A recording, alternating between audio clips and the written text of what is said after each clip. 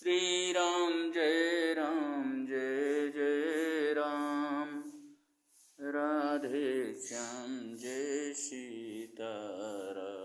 सीताराम जय सीताराम। जय जय श्री सीताराम। राधे श्याम। मित्रों, हम नारायण पारदर्शी भक्ति यूट्यूब चैनल के माध्यम से आप लोगों के बीच में एक बार आज फिर उपस्थित हुए हैं। सबसे पहले सबको सादर जय सिया राम। आज एक बहुत अच्छी चर्चा लेकर के आए हैं। इसमें प्रश्न भी छिपा है और चर्चा ये है कि आप जानते होंगे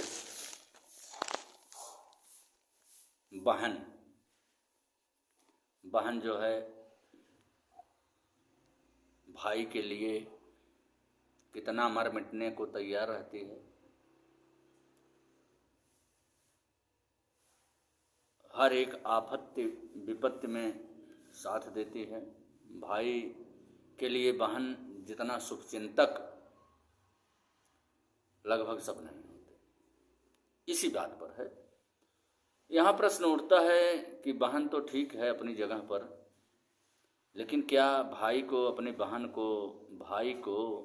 बहन को जो है हथियार के रूप में इस्तेमाल करना उचित है क्या? बात बड़ी अटपटी सी लग रही होगी सुन करके कि हथियार के रूप में। ऐसा सब दिन हुआ है, सतयुग से लेकर आज तक हो रहा है, लेकिन इसका परिणाम क्या हुआ? तो बहुत देर ना लेते हुए चलिए हम लोग जो है चलते हैं मुख्य विषय पर। एक भाई को क्या चाहिए अपनी बहन को हथियार के रूप में ना इस्तेमाल करें। अब सोचिए कि कहाँ कहाँ हथियार के रूप में बहन को इस्तेमाल किया गया है।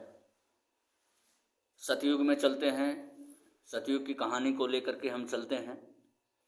सतयुग में हिरण्याक्ष और हिरण्यकश्यप दो महाबलशाली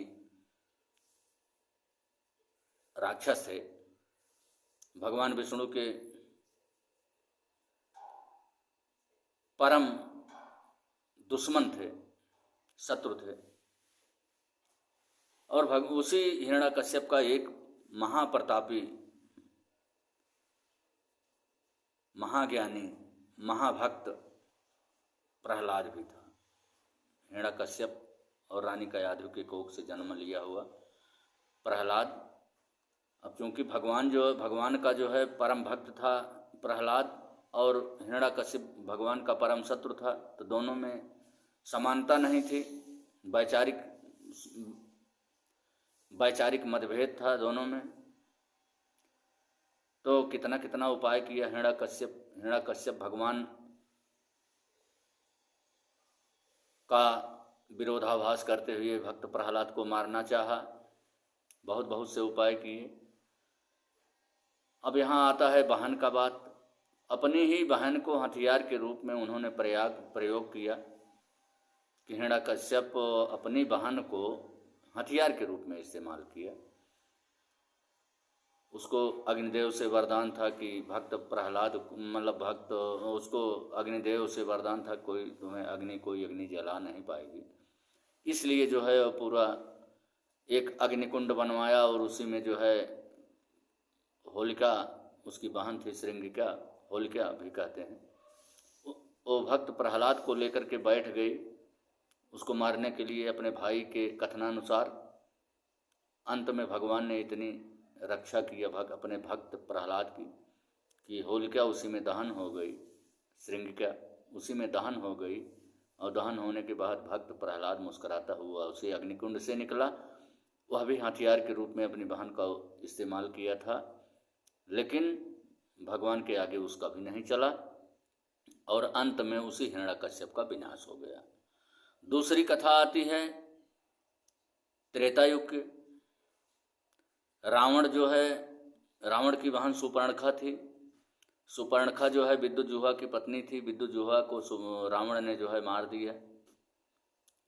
लास्ट में जो है किसी न किसी रूप में हथियार के रूप में रावण ने सुपर्णखा का प्रयोग किया वो चली गई भगवान राम के पास अपनी माया दिखाने। तो भगवान राम उससे विवाह का प्रस्ताव जो है उसका स्वीकार नहीं किए। ये कहीं ना कहीं अगर सूक्ष्म रूप से देखा जाए तो रावण की ही चाल थी। वो भी हथियार के रूप में बहन सुपर्णखा का इस्तेमाल किया था। सुपर्णखा जो है वहाँ से क्रोधित होकर के चली आई, नाक कान कटवा करके। ये तो आपने रामायण में पढ़ा भी होगा, देखा भी होगा, सुना भी होगा। तो हथियार के रूप में सुपर्णखा का इस्तेमाल करने के बाद रावण की जो दुर्दशा हुई वो आप लोग पढ़े होंगे, सुने होंगे, देखे होंगे कहानियों में, कथाओं में। दूसरा वाहन का दुरुपयोग ये था हथियार के रूप में। और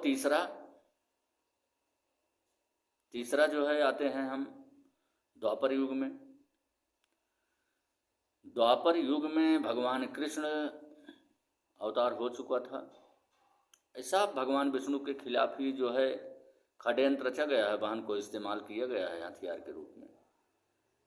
यहाँ भी एक हथियार के रूप में अपनी बहन को जो है हथियार किया गया है, इस्तेमाल किया गया है हथियार के रूप में।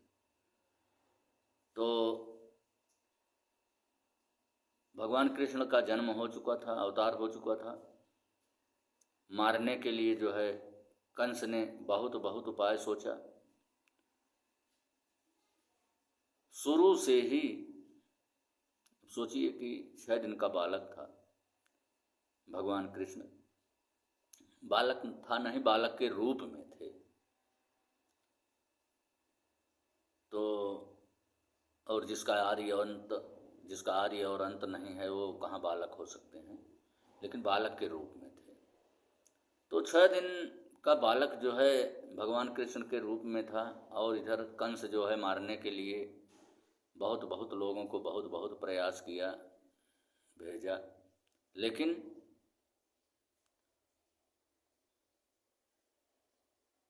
एक उसकी बहन पूतना थी। अब देखिए, सोचने वाली बात है, यहाँ गौर करने वाली बात है कि पूतना भी कंस की बहन थी। बहन को जो है बहन के रूप में माना था। और क्योंकि आप पढ़े होंगे कि जब कंस पूतना को बुलाया था तो भी भैया के शब्द से संबोधन कर रही थी। तो बहन के रूप में ही पूतना ने जो है काम किया है, मतलब हथियार बनी है कंस का।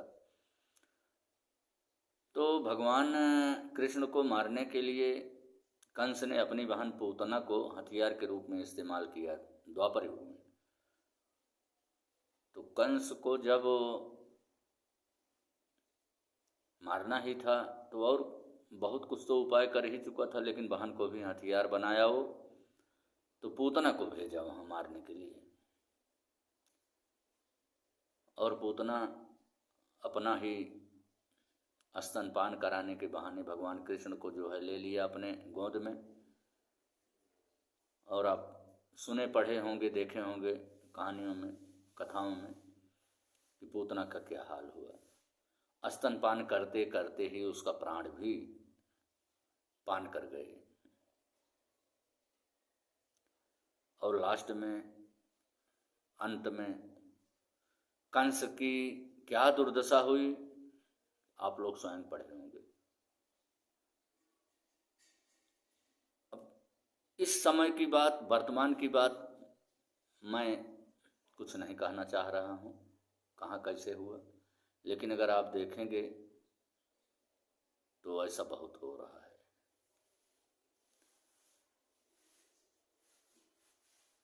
हमारे ये कहने का मतलब है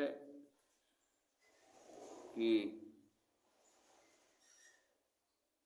बहन को बहन ही रहने दें, बहन को किसी हथियार के रूप में इस्तेमाल न करें, किसी का हनन करने के लिए न करें, किसी को मारने के लिए न करें, और किसी प्रकार से अन्य असुविधाओं के लिए न करें किसी के साथ।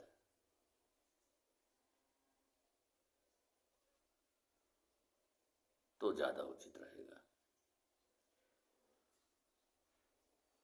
तो अंत में यही कहना है,